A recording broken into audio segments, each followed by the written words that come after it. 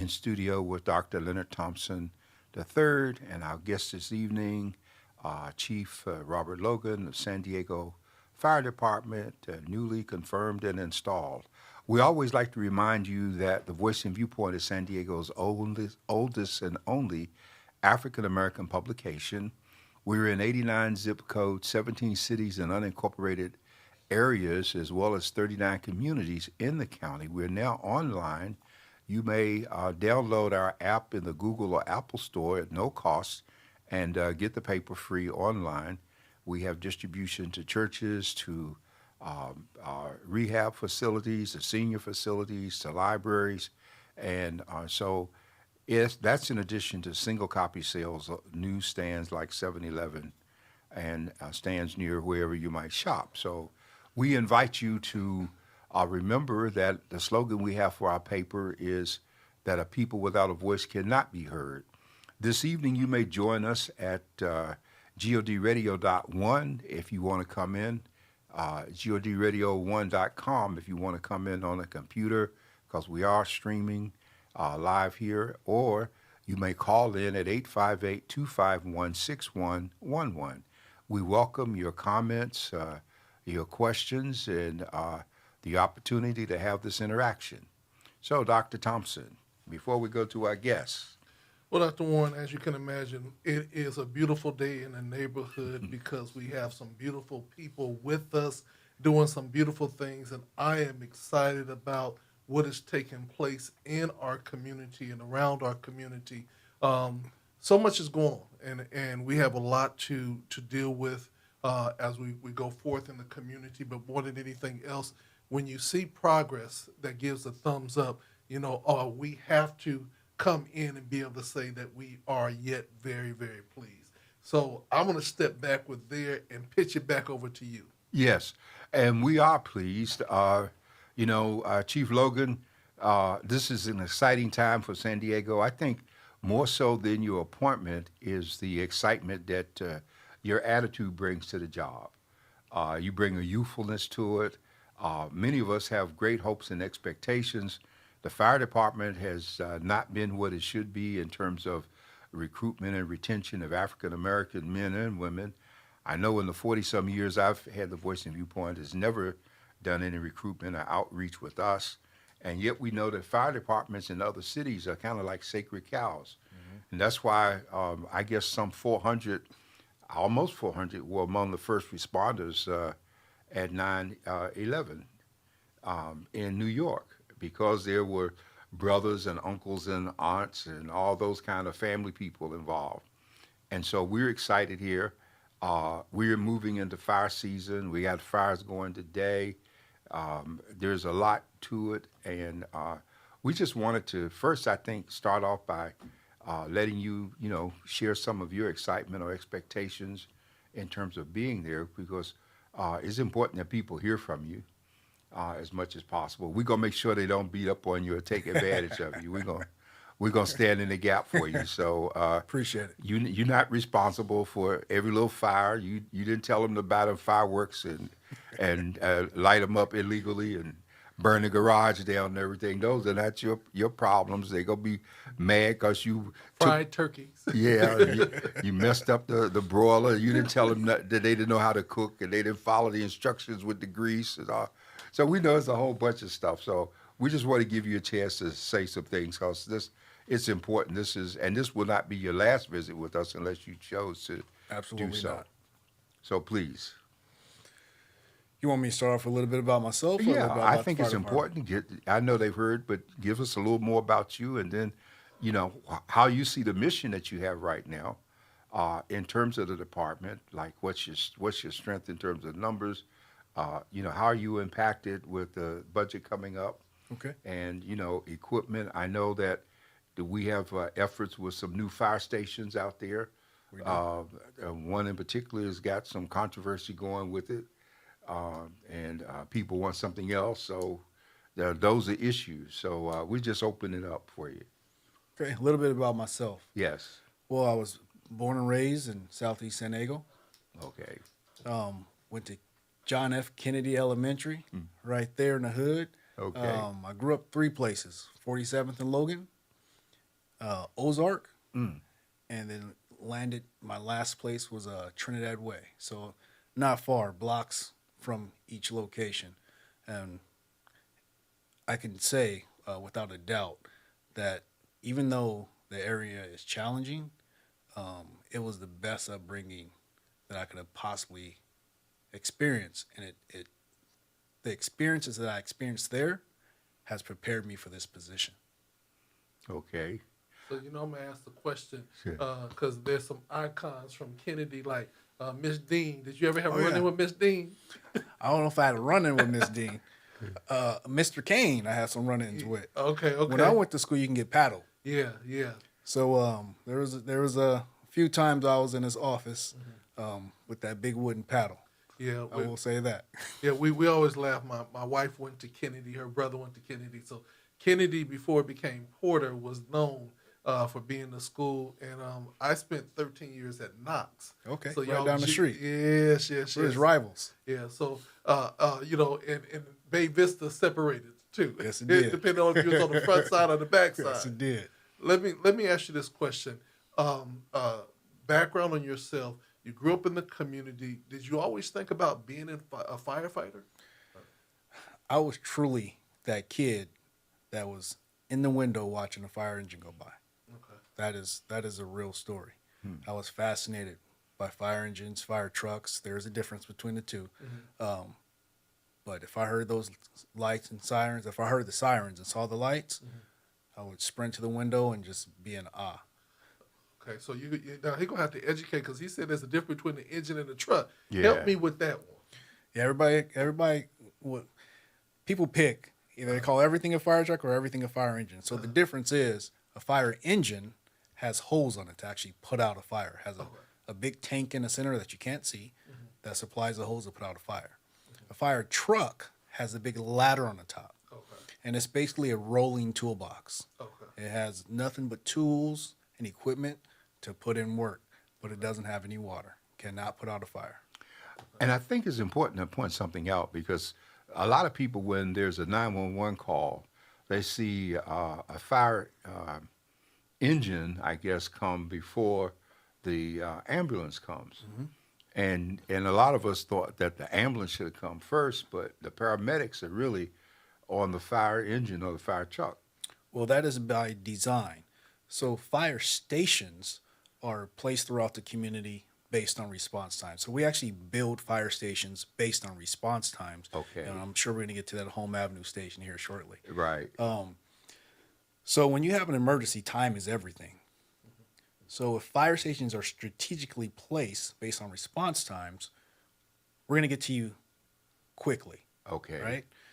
Because time is a big issue. An ambulance could be coming from across town. Right. They could be stuck in traffic. They could be at the hospital. They can be anywhere. But the paramedics are with the fire engine, right? There's paramedics on both. So the Okay. difference is on a fire engine, there's no actual bed, which we call a gurney, to take Right. you to the hospital. Right. But the capabilities of both are the exact same. So we have the Okay. same medical equipment we have on a fire engine that they have on an ambulance. And we also have the same medical equipment on fire trucks. Well, I raised that question because I live in a senior community, and I know seniors, they have a lot of calls, and invariably it is the fire engine or the fire truck that comes first. Yes. They're the ones to resuscitate or see, and then an ambulance can show up, or many times the ambulance will come alongside. But I was always amazed at how it looked like the paramedics were with the fire engine, and then it made sense when you watch the stories like 911, because there's so many different kind of emergencies that Right. people have, and there's all kinds of equipment. Right. I would imagine the jaws of life are on The fire truck. Truck. Remember the toolbox. right, Yes. with the toolbox. Okay, Yes. and then of course we used to be fascinated when we were coming up with, we called it in the old days the hook and ladder. Yep. Where you got to have that guy that turns the wheel to make that ladder, Yeah, go. We call them tiller trucks now. Okay, you call them what? Tillers. Tillers. Yes. Okay, so So you drive the rear. So you should have an engineer in the front, you have a tiller in the back. yeah, they helps in it. Now, when you were saying your fascination as a kid, I was remembering that when we were little and coming up, it was a big deal to get a fire engine as a Christmas toy. It was. Yeah, right? Yeah, and they were big. They Very weren't big always deal. small. They were pretty and red and shiny, and they were big. Okay, and that's interesting. So I have a couple of questions. One is on a historical perspective, and then one is on a kind of like a logistical perspective. I grew up going to Greater Jackson Memorial Church of God in Christ on 3805 Ocean View, Okay. but my original residence was 35th in Ocean View, and there was the Black Firefighters House right there. Right. My question for that is there plans to renovate it, and what can we do to help that plan go forth? That's my first question. The second question is, I noticed that in Skyline we have like a sling studio pop-up type fire station. Is there any plans of building a full-on building? Yeah, so let's talk about Station 19 first. Yeah. So that historical fire station there is truly a historical fire station. That was the only fire station that you could work at if you were black. Yeah. Period. Okay. So that station means a lot to us. And now that is the headquarters for Brothers United, which is the Black Firefighters Independent Group of the fire department. Now, I'm currently the vice president, running here for president soon. Hopefully, I will be the president. That's a personal goal of mine. So we currently use that building to teach classes. So Brothers United has taken up on themselves. They don't get paid. It's all volunteer. Anytime there's a testing process that comes around, the brothers get together and they teach interview prep. They teach how to take the actual written test, and they go over every single aspect of the test, math, the listening portion, like every portion. And we try to get people to the point where they're confident and they're going to pass that test. And when we do those classes, it's simply amazing because when you see the people who drive from all over the county there to utilize that resource, it is truly a diverse group of people. And you still have a historic engine there, right? Yes, we still have a historic engine there, but to your question of are we revamping the building? Yes, we're in the process. Even though it's a historical fire station, it still belongs to the city. Okay. So there's processes of getting things done, and we are in the process of those processes and things. We just got the building painted. If you've driven by there lately, the signage is fresh, the paint's fresh, the graffiti's gone, and the next step is to turn the inside into a museum, but preserve the classroom, because one thing that we enjoy doing is serving the community, and we don't want to lose that classroom to a museum. And that was the first fire engine or fire station I ever been to, and looking at the pole and everything else, that means a lot to us in the community. Yes. And then growing up in Skyline, we never had a fire station, but now, I went past there several times, and I see right across from the police station, there's a what I call a makeshift fire station. Are they planning again to build a building, or is that the plan to keep it like it is? Well, several years ago, there was a study done. There was gaps identified. Okay. And I talked about response times. It is very important for the fire service to ensure that we can give the service to all communities that they deserve. So that's why that pop-up type station, it's a temporary station is what we call it, is there. Did the city buy that land? I know the family that owned it, and I thought they leased it for that pop-up because of the pressure that was being raised in terms of response time and the absence of it in that area. Yeah.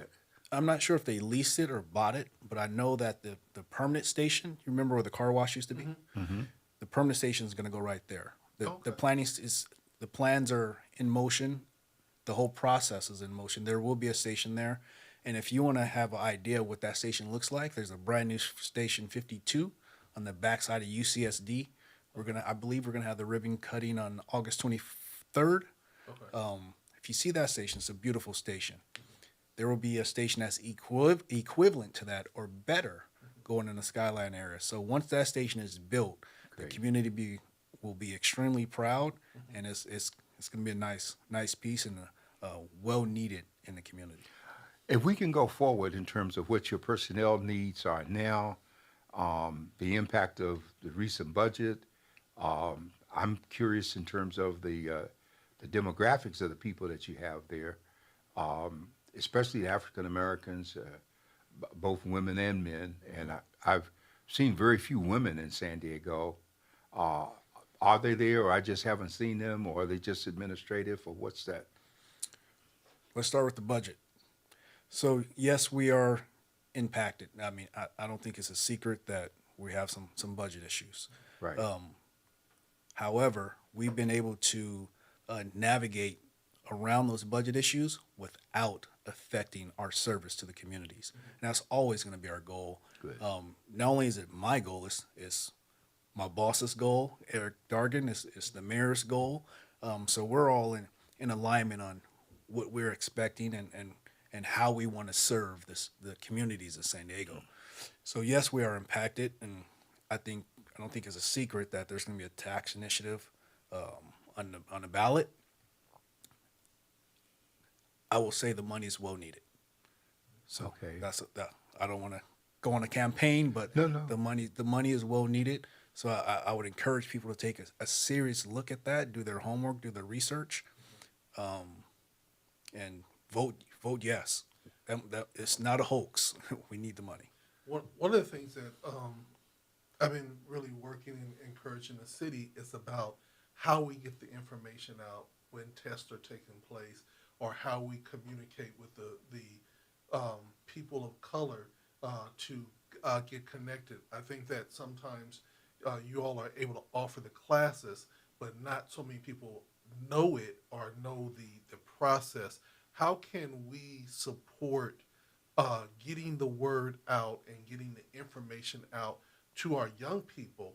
Because a lot of young people don't realize that you can come out of high school and go through processes to get into the fire department, but then there's processes to be promoted and everything else. How do we get that information out to really highlight what fire is all about?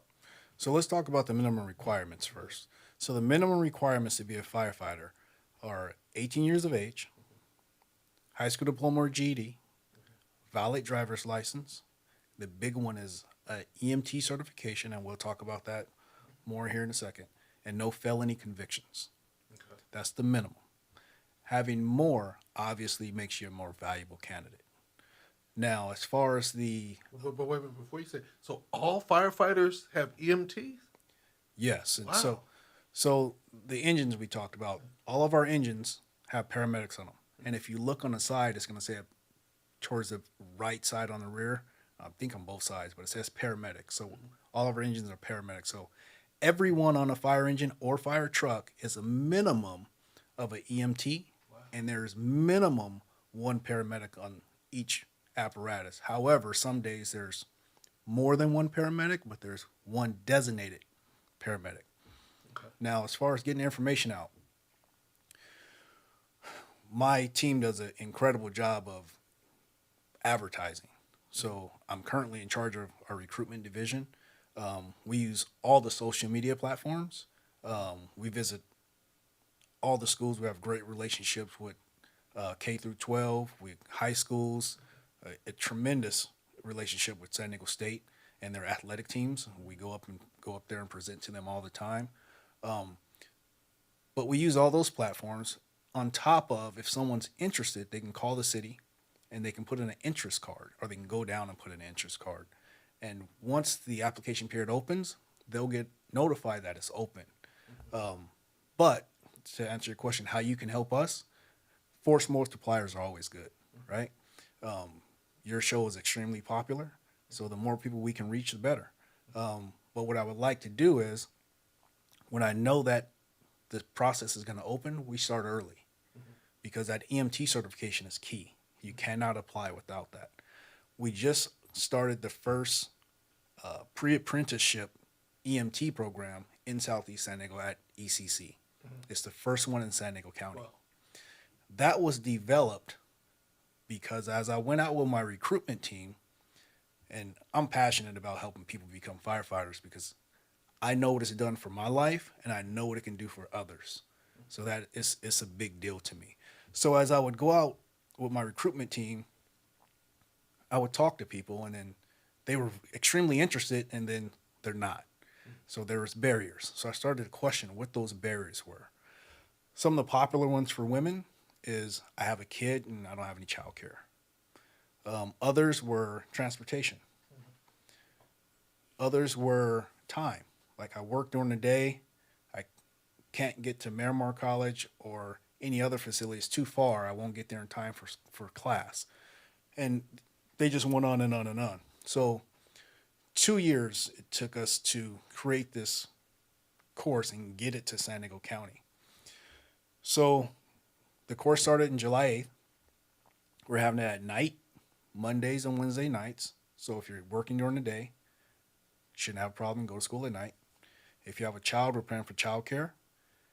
If you take public transportation or you need fuel, there's a fuel stipend. We're paying for all your uniforms, books, testing materials, the works. This is truly a gift to the inner city of San Diego. And at the end of this class, you'll be put on the hiring list for roughly 175 fire departments that hire from the CalJack list. Also, you'll have your EMT cert, so you'll be eligible to work for us. So you'll have ample options. The class is 5.5 months, so we stretched it out a little bit to make it more palatable, learning-wise, to ensure that people pass. We took everything in consideration to make sure people were successful. And on Saturdays, so it's 3 days a week. It's Monday nights, Wednesday nights, and all day Saturday. So the EMT test can be challenging for people. So Saturdays, you're going to do skills testing. And then the last 2 hours of your Saturday, because it's 8 hours on Saturday, we partner with the Jackie Robinson YMCA. Everybody's getting a free gym membership. And we have a personal trainer that's dedicated to the group to help them get in shape every Saturday. So the goal is, at the end, you get your name on that list for 175 fire departments, you're in shape, and you should have no problem passing your state testing. I want to back up on 3 or 4 things which are really crucial. Number one, I'd asked a question earlier about the demographics, like how many women are in there, how many are African American women. So that piece is important in relationship to the number of African Americans and others in the department. And so we don't try to remember that off the top, but I'm sure you have an idea. I do. In terms of, can you share with us what those numbers look like? Of course. Currently, we have, the last time I looked, we had 59 women. None were African American. And we have mid-30s or less than mid-30s, mid to low 30s for African American men. So the numbers are low, but we do have some processes in motion to fix that. And placing this EMT class in the heart of Southeast San Diego was Well, one of let's those. stick with that a moment. What's the total number of people employed? Like, how many whites do you have? We got the number for black men and women, so how many whites or Latinos are you looking at? The whites are the majority. The Latino numbers are pretty healthy. I don't remember exactly what they are. What kind of numbers when you say majority for whites? I don't want to misquote it, but Okay, well, what's your total number of employees? just on the fire side, last I looked, it was 1,029. Okay, 59 women and roughly 35 blacks, and then you can do the math from there. well, let me ask the question, because I know from talking to you where your heart is, but are we missing something? Because it's both with the GOD Radio, Voice and Viewpoint Institution, 65 years. Am I missing something when the city is having EEOC issues in terms of the number of people, of blacks in particular? Equity is an issue. And yet I don't hear anyone even talking about advertising those positions with print, not just Voice and Viewpoint. We have Asian Journal, Filipino Press, El Latino. Are we missing something in terms of why those positions are not being advertised with us? Because, When you say social media starting at the age of 18 and you gave that criteria, is there a upper cutoff age that people can't There's not. apply?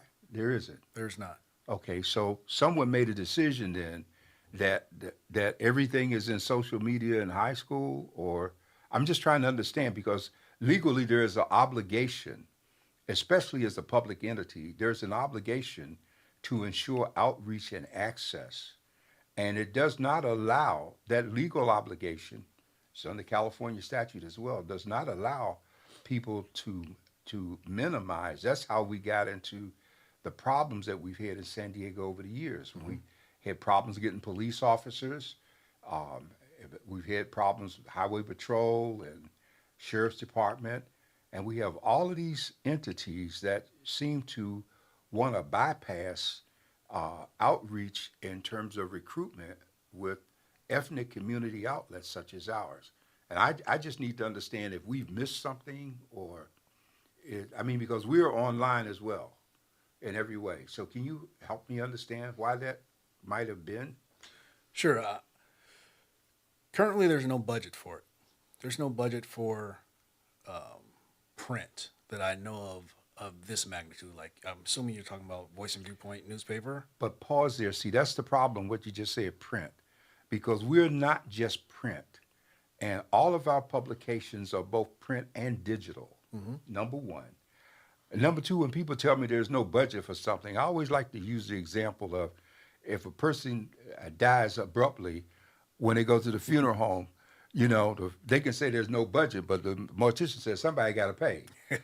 Right. Okay, so it can't be that there's no budget when we're doing all these other things, and the city's in conflict because, well, you've got equity person there, you've got a mayor who's ethnic and who's boasting with the staff surrounding him, but then you got people that just are not dealing with the issues that I just raised. And I don't think it's for what it's worth, I'm not expecting you to change the world, but it's important going forward here to know that that's not acceptable, that it can't be there's no budget. It can't be we're doing social media and we're in schools and all of that, and we're knocking on doors, which I see, but there are still employable people. And I see adults who would like to have firefighting positions. It's a good place to work. It's a good place, for families, school, where you ain't in crisis all the time and you ain't always doing repairs. Right. So it's sometimes it can be gravy. And one of the things I do understand about the whole budgetary thing, because the city and everybody has their own social media sites. The hardship I think that we face as a community is that just because it's on the city's social media sites, the minute they go off of those sites, those are money. They have to take out ads. And when we watch and we see ads being taken out that are not given away free, and we're saying that they're missing a lot of marks. And this is something that we challenge the city COO, is that even in the sense of the layout of advertisement, we find that most of the advertisement companies and the people that are doing the graphics don't even live in San Diego. So we get this ultrally militaristic type advertisement, which many times will turn off. And so what we're going to be looking for is, number one, like we did with you, Chief. We stayed in San Diego. Right. We stayed in the community, and Right. we said, okay, we got some best and bright right here. So before we start going to L.A. and Atlanta and everything else, can anybody in this community, all you media people, come up with an advertisement campaign that will work, that will serve best our community? And I think that once we begin to value that homegrown, we're going to see that we're going to much easier to get the other young people and everything, because you have your trusted messengers. Right. Yeah. Now, let me clear something up. I just want to be clear. You asked me why that wasn't happening currently. So on our budget, our current budget, there's no line item for that. Oh, I'm not blaming you for the No. current. Yeah. I know you're not blaming Yeah. me. Once we start to revise our budget, Right. it's easy to add a line item for that. So currently, there's no line item for what you're depicted. Well, I knew you didn't have one now. Right. Okay, but the other Everything's point, adjustable. yeah, but the other part is just like the police department, these departments put out RFPs for ad agencies. Ad agencies come and bring proposals. Though many of those agencies are not in this town, and there ought to be a requirement that the agency be local because we have them here. And I have seen year after year people hire ad agencies in Atlanta, in New York, New Jersey, every place else. No concept of this community, who we are, what we do. And so that is a problem. I think that adjustments have to be made. And I've had this conversation with Eric. San Diego is not Houston. And it's important. I'm always reminding him of that because he's always using a Houston model. And public works in Houston is different than San Diego. The cities are different in terms of size, history, people, and all of those elements that are involved. But this system has to start embracing not just the fire department, the police department. I'm having this same discussion with Chief Wall, the sheriff's department. Kelly Martinez is not doing it. We just had a black man retire from the highway patrol who was in charge. They were doing it. And so we need to have our people, the people making rescues, look like us. And they can't look like us if it's not adjusted at the, like you say, at the line item level, that if we're going to have a recruitment program, recruitment requires a budget. Yeah. And we understand that. So that budget has to include elements of community. I'm not just pushing for voice and viewpoint. This has been my position past 30 years, that when I speak about community papers, which are really more important at this point than the transcript of the UT, because people, the color of the community is changing tremendously, and we have a whole bunch of things. I mean, we got the Chinese and Vietnamese, Well, and one of the things I was going to say to you, Chief, and is what I'm overly excited about is that I work with ECC in a Black Belt mentoring program, and I knew about all the other programs that they had to offer, except for this one. Next month's meeting is going to be all, because I have a lot of young men in there that are want to be doctors and different things of that nature. And I'm like saying, hey, you want to be an EMT? You want to do this? So it's very exciting. And I think that we want to be the Pied Piper to do this. You got the program director like say, look, I'll donate some time because people need to know this. But more than anything else, I think that we're excited about what you're going to do next. And so we're gonna cheer you on. But at the same time, we're going to say, well, while you're there, get that line item in so that we can do some work. Yeah, we by all means, this is not a beat up on anything because we're excited about you being here. But we also need to remember something else. And I'm ex-military. EMT training goes beyond just job application. I mean, there's so many opportunities to save a life.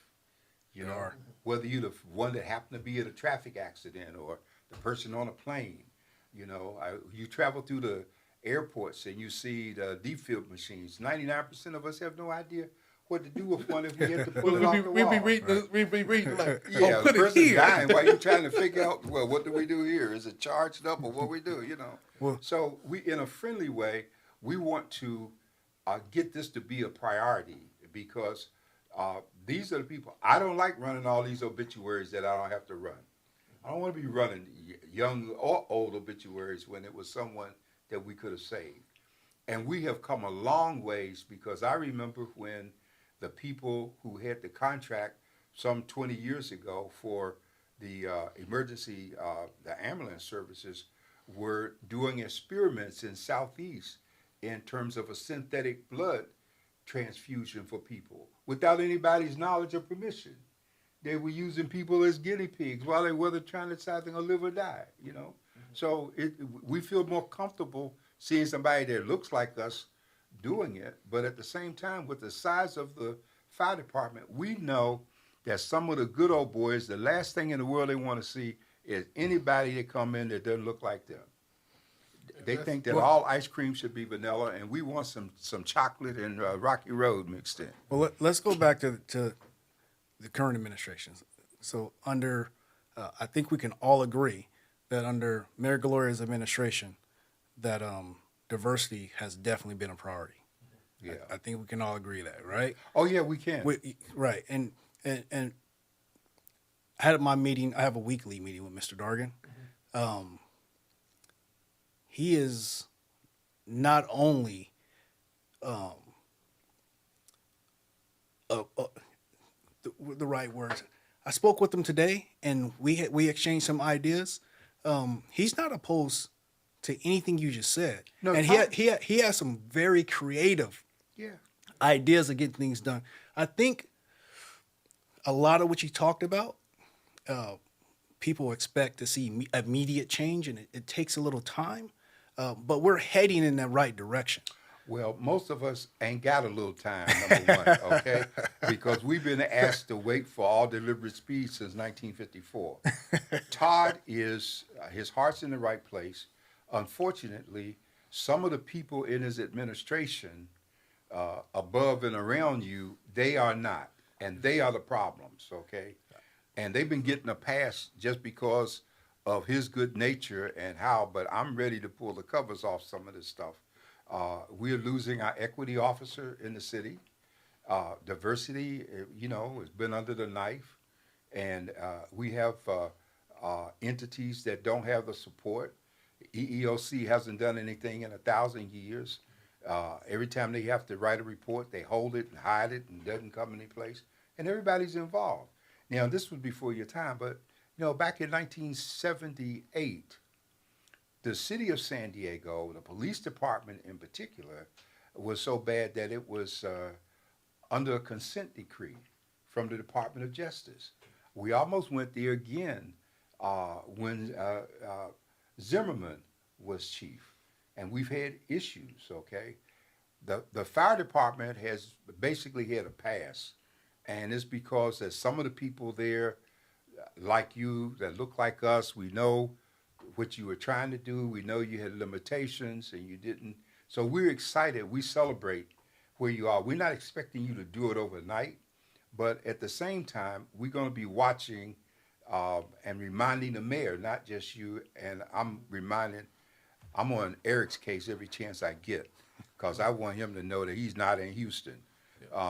And so we just going to stay on it.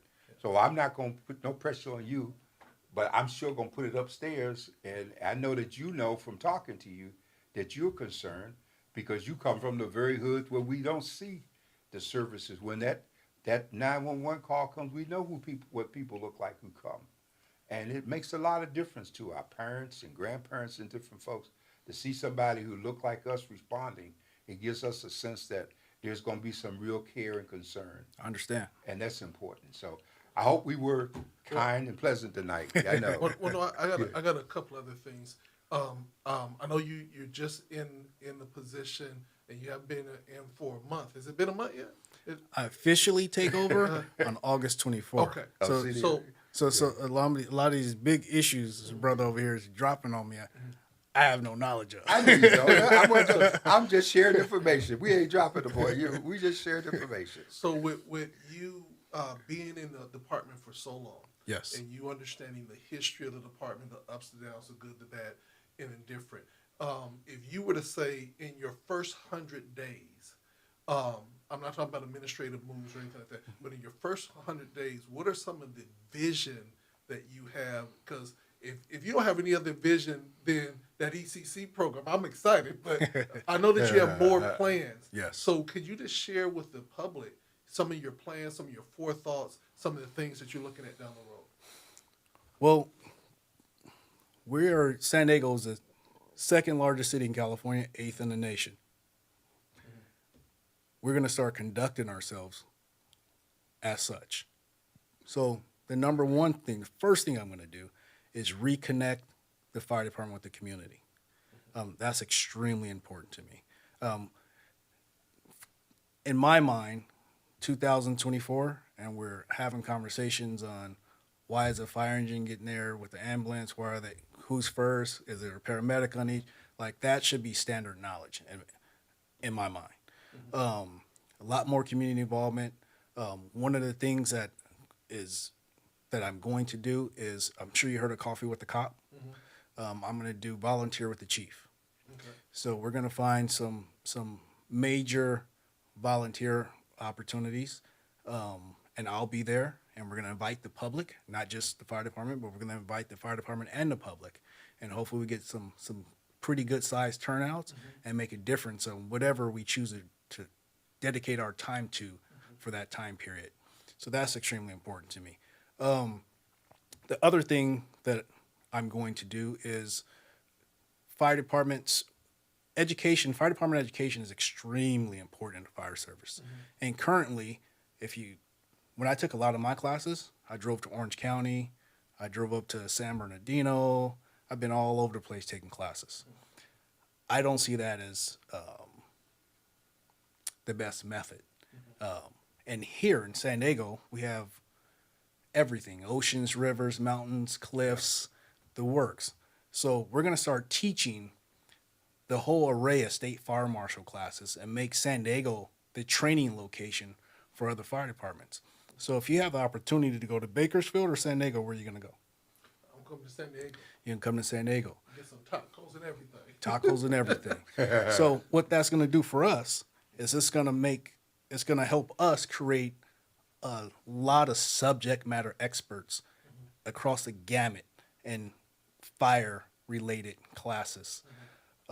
It will help us generate some funds. More importantly, it's going to put us on the map to be a premier training location. Now, we talk about recruitment and retention. Firefighters all want to be a part of something they can be proud of. As you travel here and you look around this city and you see how nice it is, and you see us performing these amazing classes that are helping people promote around the state, and we're helping our neighboring departments train subject matter experts. When we have an emergency here, we have subject matter experts everywhere, and we're able to make a difference. That's important to me. We're able to respond. We're not limited by knowledge. Now, the overall return on that is those firefighters they're going to want to be a part of something that they can be proud of. So they're going to want to apply for our fire department. They're going to want their family members to apply for our fire department. So the amount of return on that investment for us will build pride throughout my ranks, which is extremely important. Morale goes up. There's so many positive benefits to it, along with we're going to be building a training facility here probably in the next 7 years maybe. If we establish ourselves as a premier training location, then we may qualify for some funding, some advertisement funding, some marketing. Somebody may want to pay to put their name on our training facility and help offset those costs. We have a lot of opportunity here. So those are just two things that we can do that aren't going to cost us money, that are very doable. And I'm currently a state fire marshal instructor. I teach at Miramar College, and I've taught at Southwestern. And we have plenty of people in our job that are state fire marshal instructors that will help us get this thing off the ground. I see a bright future just in those two things alone, compared to where we are now. Now, my last question, I'm going to pitch it over to Dr. Warren. No, because I'm going to have to stop, so I Okay. still got to get to Project 2025. All right. But we appreciate this. All right. Can you hang out with us as we go into, well, we're going to do a quick commercial, Dr. Warren. Okay. And then we're going to let him leave to his family, and then we're going to go ahead and finish with this Prop 25. This is GOD Radio 1 from the desk of the editor. We have with us none other than Chief Logan. We're so happy. This is just the first time. We're going to get you coming back more again. I want to ask about shopping with the firefighter. Oh, the thing we do at Christmas time? Yeah. Okay. We'll talk about that. Yep. Right here on GOD Radio 1. Stay tuned. Newspaper is San Diego's oldest and largest African American publication. We bring you news for and about our community. Your stories matter to us. Thank you for allowing us to serve you for nearly 6 decades. Your support enables us to continue to forge ahead, informing you with news tailored to your needs. In addition to subscribing to our weekly publication, consider using Voice and Viewpoint to promote your business and events. Call us at 619-266-2233 or send an email to ads@sdvoice.info for details on how to get started. If you have advertising needs, contact us. Our prices are both fair and reasonable. Follow us on Facebook at www.facebook.com/Voice and Viewpoint or visit our website at www.sdvoice.info. Remember, a people without a voice cannot be heard. Well, Dr. Warren, we are back, and man, you know what my last question was going to be What? is when the cops go shopping at the store for food, who pays for that? They budget or our budget? That was my last question. Funny, but I enjoy seeing that. Yeah. All right, let's She's a jump good into person. it. I want to jump into it. Last week I started off telling you about Project 2025, and Voice and Viewpoint was one of the first community papers in the country to talk about the danger of what was coming. And I shared some things with you last week when I talked about some of the premier objectives of 2025, like dismantling the FBI and getting rid of Homeland Security, reducing environmental service. So we got climate issues, if you will, getting rid of the Federal Trade Commission, the Federal Communications Commission, okay, and weakening governmental entities. And so we've seen some things happen since then that really should give us additional concern. We saw the Chevron case, which weakened our agencies in terms of their authority, rulemaking, and doing administrative procedures. Then we had the situation with Judge Cannon out of Florida in the Trump classified document case, who threw everything out on a procedural move that has never before been used and allowed her to do it without even touching the merits of the case. And so that was a win-win for the former president. Clarence Thomas helped that with one of his opinions. We already had the immunity ruling saying that whatever just about the vice president does is okay as long as it's under the guise of his office. And so with all those things set up, I think it's important to point out some very important points here. That Project 2025 is written by the Heritage Foundation, is intended to be what they call a mandate for leadership. And it's supposed to work in conjunction with the next president, hopefully a Republican person. It is geared toward a Republican presidential nominee, providing him with a database and an ideological framework to abolish the civil service, to hire some 50,000 people who will be in lockstep agreement with the president. Now, when I started this discussion, I was sharing these things, and I didn't give an opportunity for people to call in and raise questions. We want you to raise questions if you have them. You can even submit them to us during the week, and I will in turn prepare to answer your questions both on the in the paper and when we come back together with this particular meeting. And so I just think it's important that we understand that it would replace skilled workers. It would replace career people who have put their time in terms of the jobs that they hold. And all of this is moving us toward authoritarianism. It looks like Trump is headed for the presidency. Biden has just been sidetracked today with COVID, and more and more Democrats are coming out calling for him to step aside, not based on what the popular vote will be, because the real vote is the American people, and they can choose between ex-felon with convictions and an older president with a track record. But the concern from the Democrats, I think, lies in the battleground states and what will happen with the Electoral College. As of this week, the appointing of J.D. Vance for vice president, we have an even greater problem, because that tells us that if Biden wins the election and Vance is vice president, under the Constitution, he's the one that leads the Electoral College vote count. And he's already made it very clear that that's not going to happen. He's going to delay it. The Supreme Court is already in the pocket of Trump.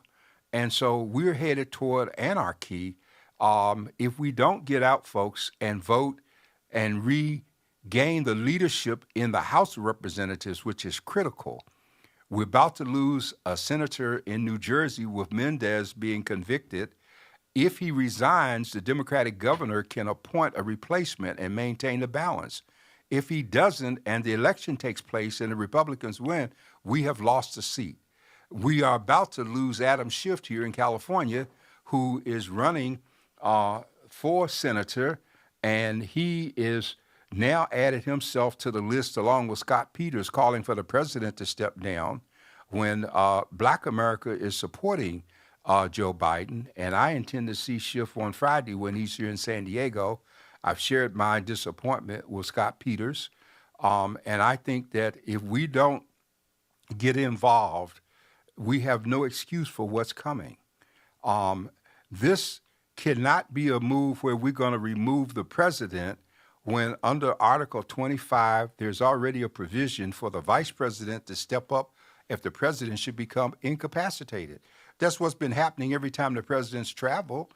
Harris has taken the role while he was out of country, and now the attack on her, calling her a diversity, equity, inclusion vice president, there is no comparison to the lady who was a district attorney in San Francisco, attorney general for 6 years, a U.S. senator, and now you're going to let some character who just got sworn in, who changes his position like the wind, decide on his vice presidency is more important than her seasoned, experienced 3 years and a half in the job.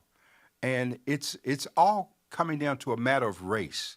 What we see on the table in terms of the mandate, and now the Democrats are becoming just as guilty as the Republicans, because if they want to bypass Kamala Harris, who should automatically step up to the number one place on the ballot instead of trying to find someone that they think they can pump up in 4 months against Trump, it's totally ridiculous, and it's racist. And so we need to wake up, we need to speak up, we need to get up, and Dr. Thompson, I need to, what minutes we have, I was accused of not giving people a chance to speak. If somebody has a thought or concern, I want to hear it because we want this conversation to be ongoing. Well, there is a couple of feeds up here.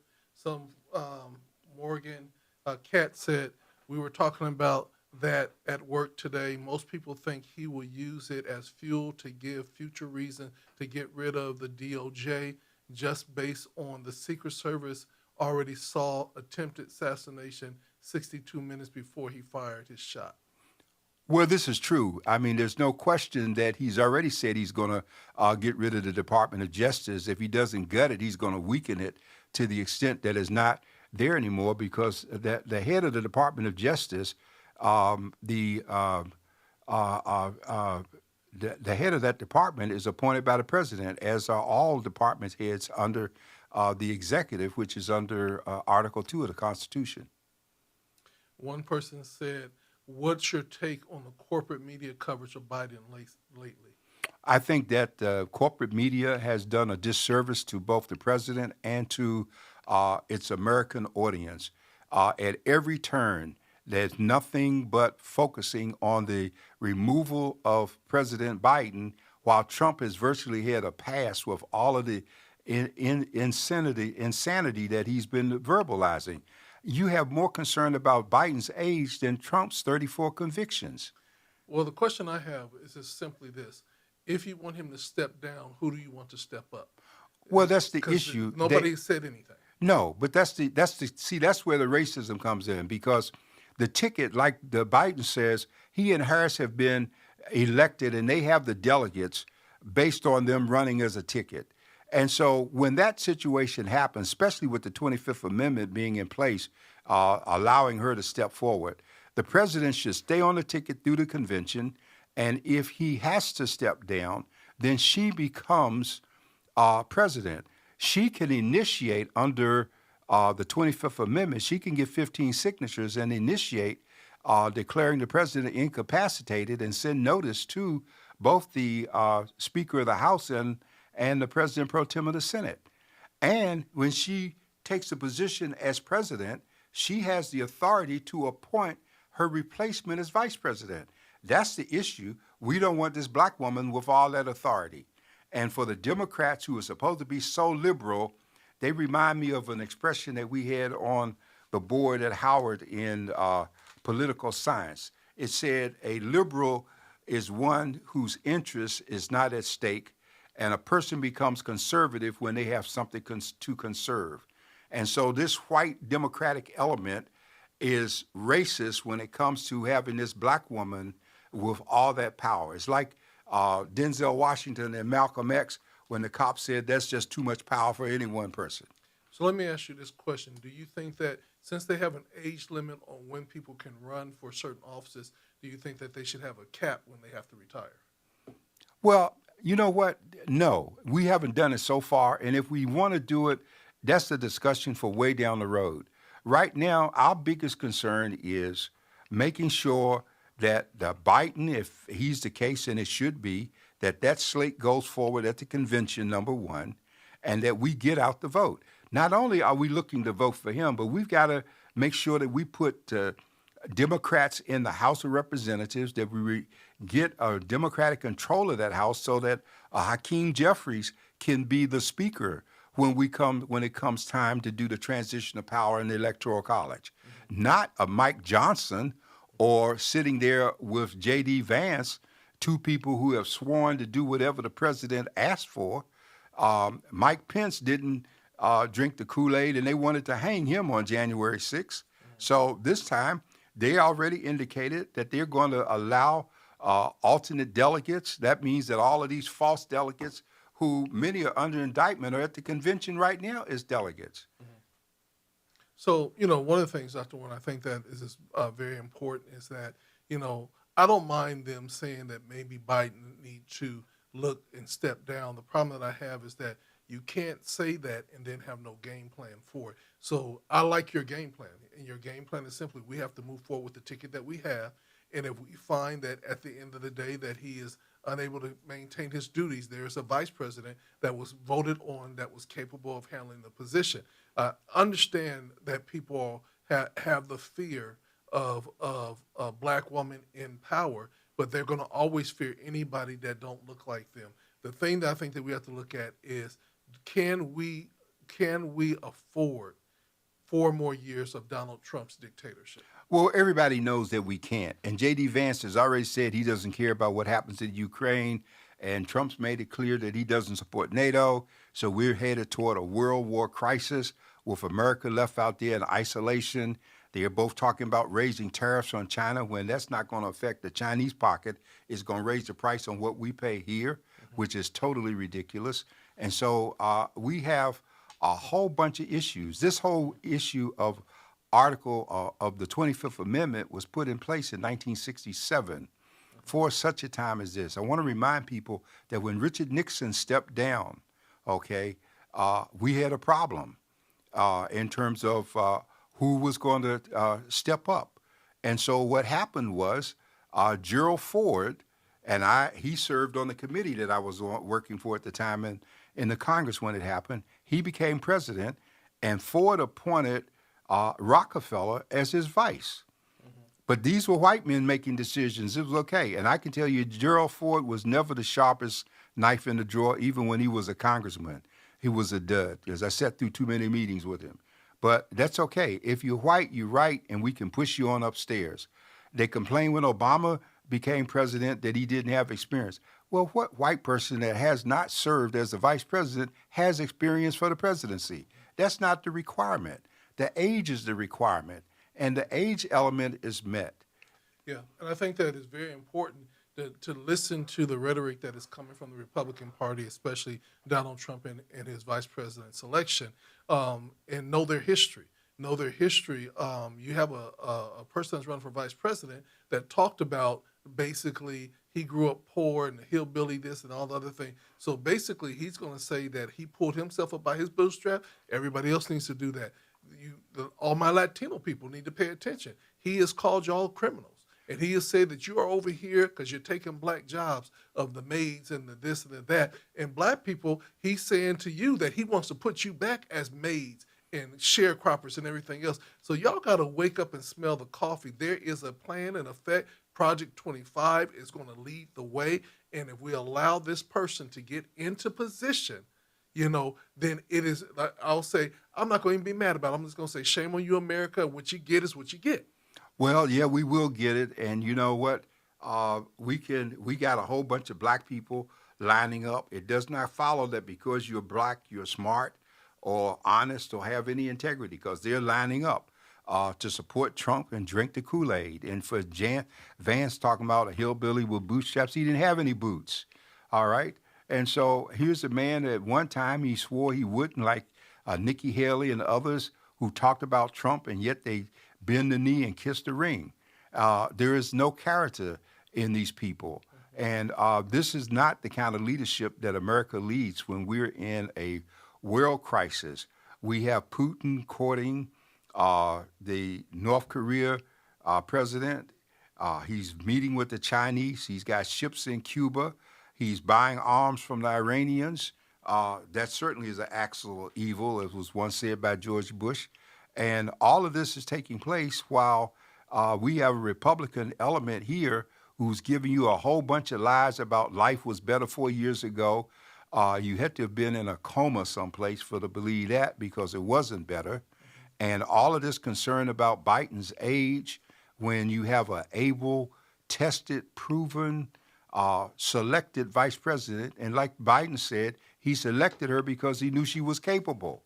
And so there's not a question of Kamala Harris's credentials. I will say this, as I told the congressman, skip over Harris, kiss it goodbye.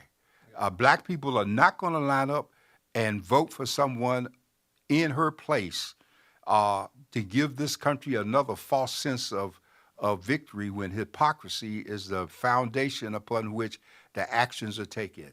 If we survive cockroaches and rats, we can survive Trump. And we can survive J.D. Vance. And I hope we don't have to prove it in terms of suffering it, but we need the powers that be to understand that if we have to go down that road, we will. My last thought is I am just so happy, while it's unfortunate that the former president was shot, I'm glad it wasn't a black man that shot him.